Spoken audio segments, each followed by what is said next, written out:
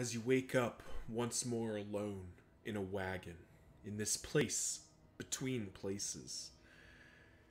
You find yourself staring at the lantern and contemplating your recent past, the struggle, the failure, the desperate battles. And you feel exhilarated.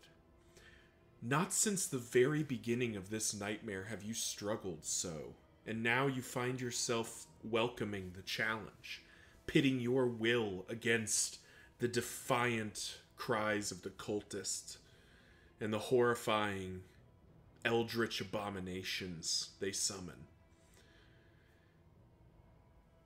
This makes you feel alive. And as you drive forward to meet your companions, you find yourself still filled with hope. After all, failure is merely a minor setback. Hey, what's going on, everyone? It's Loki Orn, and we are back in Darkest Dungeon 2 and taking a look at our formation. We've got a heck of a formation lined up for viewing today. Leading off, Paracelsus drew the Master path, so every skill is updated. Or is upgraded, and she has the Bloodthirsty trait and Curmudgeon, which is less good. But backing that up is Audrey, who is Night Sworn. And at this point, you might be able to guess we are going to be doing point-blank inspection. We're going to be taking this formation back out for a spin. So we've got a Night Sworn Audrey, minus 25% max HP, which is a little scary, but that stealth damage and that lunge pirouette damage, I think, is going to be quite fun. And it does kind of muck with point-blank inspection a little bit, but we're gonna be able to play it a little bit better this time. Paracelsus is a master, as we talked about, which we'll go ahead and just adjust her skills and adjust Audrey's. She will be finding her way up front, which makes me wonder if we do kind of want to have lunge pirouette, don't we? And we have poison dart for. Poison dart for any time she can't lunge and pirouette, probably. I don't know. Night Sworn kind of gets a little weird because in some ways we just want to be like throwing poison darts all game. But let's set it up like this and see how it goes. Audrey has Fodor Explorer and Light Sensitive, which is a little less good, but we can live with that. Next up is Barristan, who's a Wanderer, so his he's just gonna set up his kind of basic formation here and call it good. But he does have lightning reflexes and thin-blooded.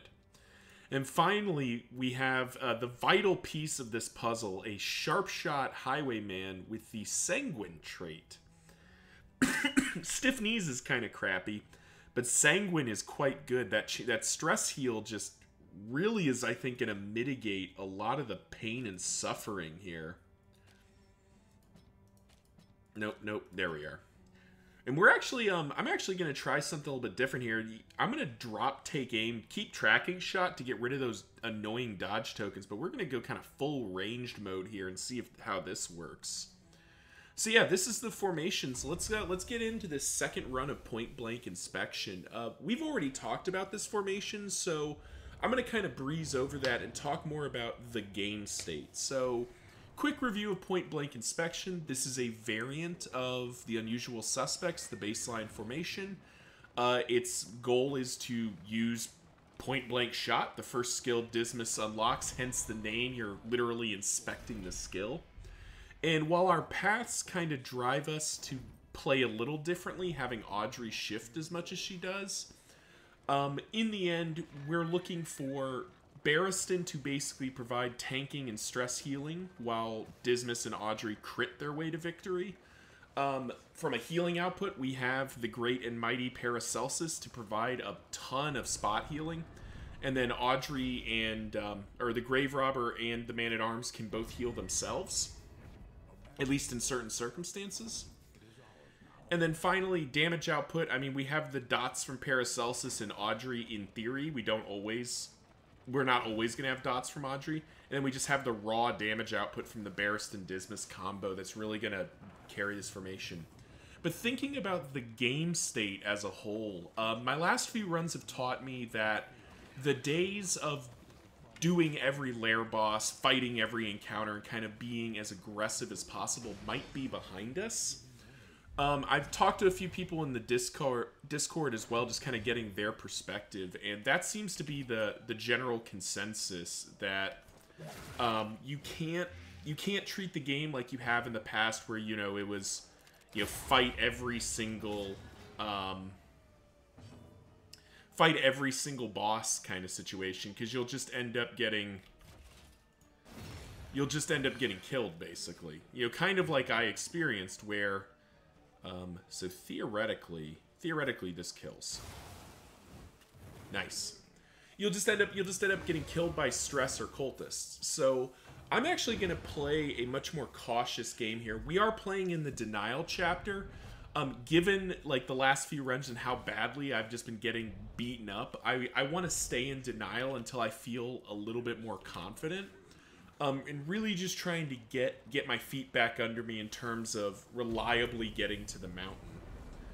So, is that taking a slightly easier path? Sure, but to be honest, I kind of like fighting the Chains of Denial. It's a little bit of a more interesting fight, I think. At least this is my opinion.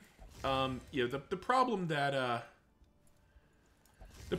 you end up having with the Seething Sigh is it's just such a beating of a fight. Like, it's just so intense that like either you can survive it or you can't. Like, there's very little decision making involved in it. So I really just want to we're going to take it to Denial. We're going to see how it goes. Oh my. What were our negative traits again? Light sensitive is annoying, but we can live with it. Curmudgeon we do want to get rid of, but it's not back-breaking. Same with stiff knees. Wow, yeah. So we will buy the double healing salve and the blasphemous idol. I think that's a very nice set of purchases there. And we'll put those on, I guess, Barristan, probably?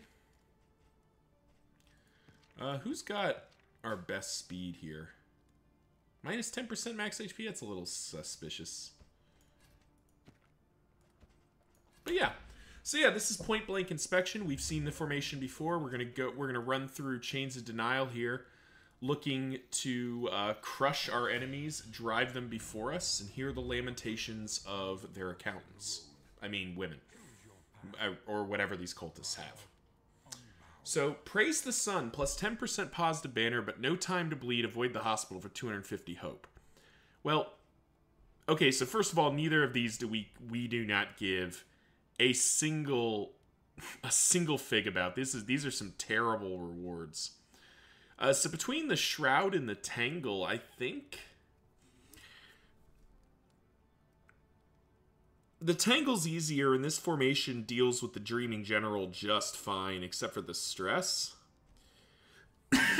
I don't want to fight the Leviathan, even though this formation probably does okay. Neither of the Leviathan's trinkets are very interesting. I guess the Flame Drain one is not awful, but we're not going to be causing a ton of bleed, even with, even with Paracelsus and Incision, which is being enhanced by Bloodthirsty, so maybe we do want the bleed? But we could just as soon get that with, like, a Noxious Blast. And the bleed isn't what we'd care about there, we'd just be using the Incision. Yeah, I think we go to the Tangle. I feel more confident in the Tangle.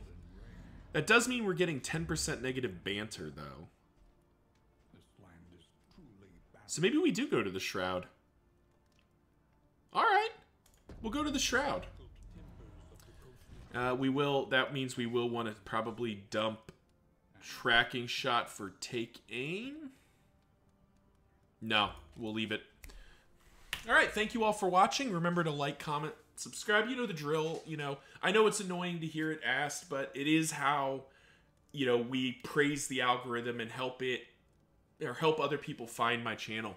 So thank you all for watching. Tune in next time. We're heading into the Shroud with point blank inspection for our second run here. Hopefully this time I don't get my head kicked in the first zone, but we'll see. Until then, see ya.